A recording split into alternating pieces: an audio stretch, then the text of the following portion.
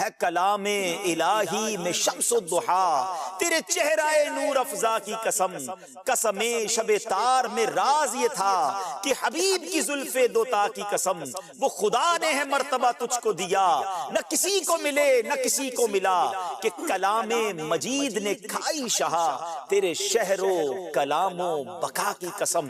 اللہ کریم نبی پاک کی شان قرآن میں کیسے بیان کرتا ہے، سنتے جائیے، اور دنیا میں جہاں جہاں ہیں بلند آواز سے ذرا سبحان اللہ بھی کہتے جائیے۔ سورہ فتح آیت نمبر 29 میں اللہ کریم نبی پاک کو محمد الرسول اللہ فرما رہا ہے۔ سورہ آل عمران آیت نمبر 33 میں آپ کو مصطفیٰ قرار دیا۔ سورہ آل عمران آیت نمبر 179 میں مجتبی فرمایا۔ سورہ جن آیت نمبر 27 میں آپ کو مرتضی کے لقب سے یاد کیا گیا۔ سورہ بنی اسرائیل آیت نمبر 1 میں عبد کامل۔ سورہ مائدہ آیت نمبر 15 میں آپ کو نور فرمایا گیا۔ سورہ نساء آیت نمبر 174 میں برہان یعنی واضح دلیل فرمایا گیا۔ سورہ احزاب آیت نمبر 40 میں آپ صلی اللہ علیہ وسلم کو خاتم النبیین فرمایا۔ سورہ احزاب آیت نمبر 45 میں شاہد یعنی حاضر و ناظر، اور داعی الی اللہ یعنی اللہ پاک کی طرف بلانے والا فرمایا گیا۔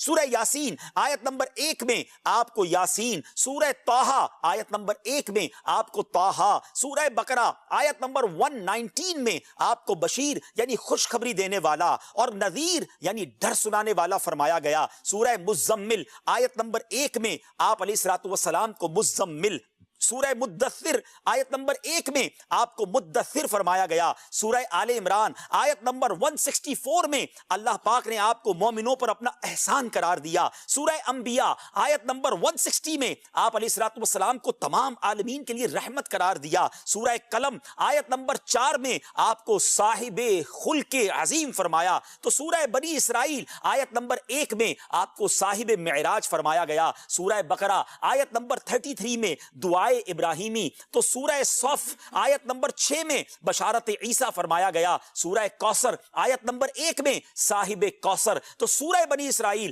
آیت نمبر 79 میں آپ کو صاحب مقام محمود فرمایا گیا۔ اب ہم کیوں نہ کہیں دساں کی میں مصطفیٰ دی کی سونی شان ہے، دساں کی میں مصطفیٰ دی کی سونی شان ہے،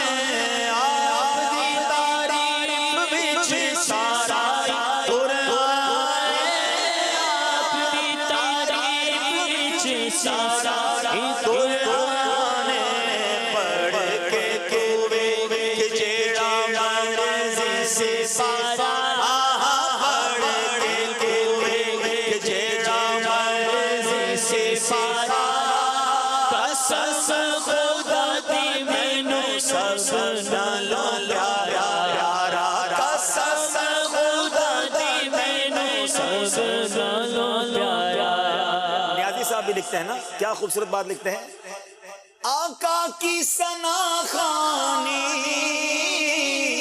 دراصل عبادت ہے، ہم نعت کی صورت میں قرآن سناتے ہیں۔ تو امید ہے کہ آج سرے سے یہ مسکنسیپشن دور ہو جائے گا کہ یہ نعت خوانی کہاں سے آئی۔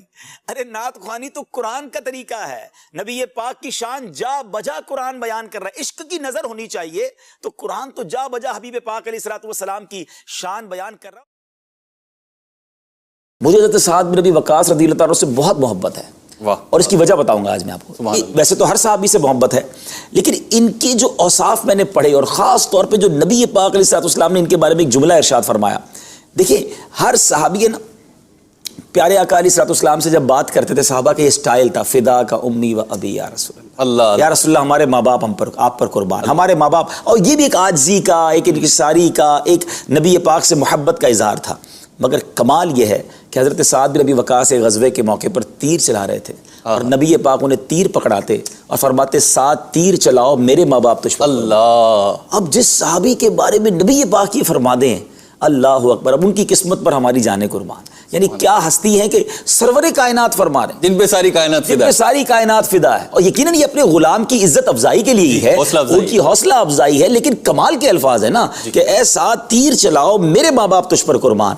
تو پھر اس صحابی سے میں کیوں نہ پیار ہو جائے, اور پھر کیوں نہ مزید ان کے بارے میں پڑھیں. اسلام کے لیے سب سے پہلے اگر کسی نے تیر چلایا تو حضرت سعد بن ابی وقاص ہیں, اور تیر اندازی میں اپنا ثانی نہیں رکھتے تھے. اور نبی پاک علیہ الصلوۃ والسلام کی حفاظت کے لیے جس طرح یہ فرنٹ پر آ کر کھڑے ہو جاتے تھے, غزوہ احد بھولتا نہیں ہے. جب بھی غزوہ احد کو پڑھے, میں کئی اپنے پروگرامز میں بھی کہتا رہتا ہوں, بیانات میں بھی کہتا ہوں, دوبارہ ناظرین کو کہتا ہوں, بچوں کو کہتا ہوں, ویسے نبی پاک کی سیرت کا ہر واقعہ پڑھیں مگر غزوہ احد کو خاص طور پر پڑھیں. اس کی بڑی وجہ ہے کیونکہ دیکھیں بدر شریف کے بعد غزوہ احد ہوا. بدر میں مسلمانوں کو لڑنے کا موقع ہی نہیں ملا. اللہ نے فرشتوں کی فوج بھیج دی تھی اور کامیاب بھی ہو گئے. وہ تو کہتے تھے ہم تلوار اٹھاتے تھے پہلے ہی کافر کا سر کٹ جاتا تھا.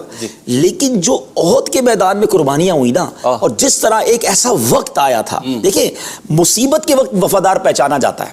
ایک نبی پاک پر ایسا وقت آیا تھا کہ پیارے آقا علیہ الصلوۃ والسلام نے اعلان کیا تھا کون ہے جو میری حفاظت کرے, اور اس پہ صحابہ کرام چند تھے.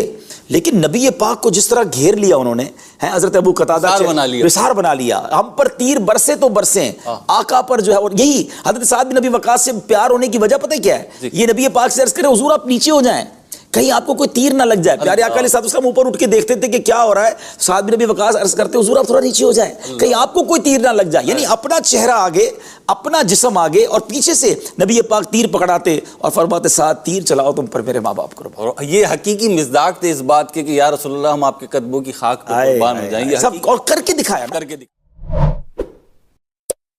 کچھ لوگ جو ہے نا جب عادتوں پہ بات کریں نا تو وہ کہتے ہیں یار کیا کرے ہماری عادت ہو گئی ہے. یہ ذرا آج سمجھیے گا بات. بڑا خوبصورت جملہ میں نے کتاب میں پڑھا تھا, عادتیں رنگ اور قد نہیں ہیں کہ بدل نہ سکیں. جو افریقن ہے وہ گورا نہیں ہو سکتا, انگریز کہے میں کالا ہو جاؤں وہ نہیں ہوگا, گورا گورا رہتا ہے, کالا کالا رہتا ہے. اسی طرح بہت لمبا کہے میں چھوٹا ہو جاؤں, چھوٹے قد والا کہے میں بہت لمبا, نہیں ہوگا. یہ ٹھیک ہے, یہ چیزیں بدل نہیں سکتی, مگر عادت بدل سکتی ہے. عادتوں کے حوالے نہ کریں اپنے آپ کو. میں کیا کروں جناب بڑا غصے والا ہوں, میں تو ہوئی جناب لڑاکو, ایسی باتیں کرتے لوگ. میں کیا کروں میں چیخ چیخ کر ہی بات کرتا ہوں, بھائی ہمارا تو اسٹائل ہے. جناب اگر آپ کا ایسا اسٹائل بن گیا تو آپ کو بدلنا پڑے گا. کچھ لوگ ہوتے کہتے رہتے میں تو بڑا سست ہوں, یہ نہ کہیں آپ سستی رہ جائیں گے. You have to change yourself. آپ بدل سکتے ہیں, عادتیں بدلی جاتی ہیں. نبی پاک کی سیرت پڑھے نا, کیسے کیسے جنگجو آتے تھے, دشمنان اسلام آتے تھے, مگر پیارے آقا کی صحبت اٹھاتے اسلام پر جان قربان کرنے والے بن جاتے. اور آج کے دور میں بھی اگر آپ دیکھیں کئی لوگوں نے اپنی عادتیں بدلی ہیں. دعوت اسلامی کا مدنی ماحول آپ کے سامنے کیسے کیسے, جس کو آپ کہیں اپنے اپنے زمانے کے ترم خان تھے, بھائی آئے تو آج مبلغ دعوت اسلامی بن گئے, دین کے دائی بن گئے, مسجد کے امام بن گئے. اگر چاہیں تو عادتیں تبدیل ہو سکتی ہیں.